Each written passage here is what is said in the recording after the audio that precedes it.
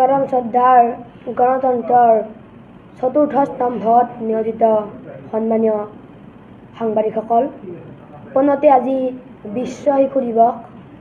সেইবাবে মই পোনপ্ৰথমতে সকলো শিশুলৈ বিশ্ব শিশু দিৱসৰ আন্তৰিক কৃতজ্ঞতা জ্ঞাপন কৰিলোঁ।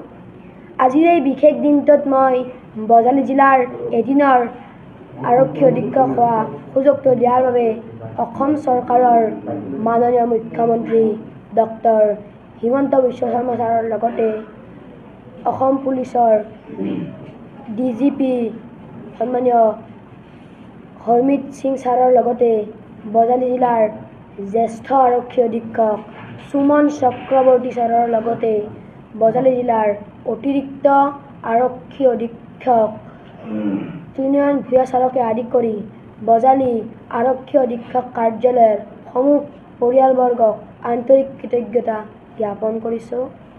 মোৰ সৰুৰে পৰাই আৰক্ষী অধীক্ষক হোৱাৰ মন, সপোনটো পূৰণ কৰিব পাৰিম নে নোৱাৰিম নাজানো, কিন্তু মনে প্ৰাণে চেষ্টা কৰিম। আজি এই বিশেষ দিনটোত বজালী জিলাৰ এদিনৰ আৰক্ষী অধীক্ষক দিয়া কথাটো মই চিৰদিন মনত ৰাখিম। মোৰ জন্মক্ষণৰ লগত দেশ সেৱাৰ ভাৱ জড়িত হৈ আছে, কাৰণ মোৰ জন্ম 15 আগষ্টত। আশা কৰোঁ ঈশ্বৰে মোক এই ক্ষেত্ৰত আশীৰ্বাদ প্ৰদান কৰিব। বৰ্তমান অসমত শিশু অধিকাৰ সপ্তাহ চলি আছে। শিশুসকল ধৰণীৰ সম্পদ, গতিকে শিশুসকলৰ ভৱিষ্যত উজ্জ্বল কৰাৰ ক্ষেত্ৰত প্ৰতিগৰাকী অভিভাৱকে এক বিশেষ ভূমিকা লোৱাটো উচিত। বিশেষকৈ বাল্য বিবাহ, শিশু শ্ৰমিক, শিশু সৰবৰাহ আদি ক্ষেত্ৰত ৰোধ কৰাৰ ক্ষেত্ৰত চৰকাৰৰ প্ৰশাসনৰ লগতে প্ৰতিগৰাকী অভিভাৱকৰো এক বিশেষ দায়িত্ব থাকে।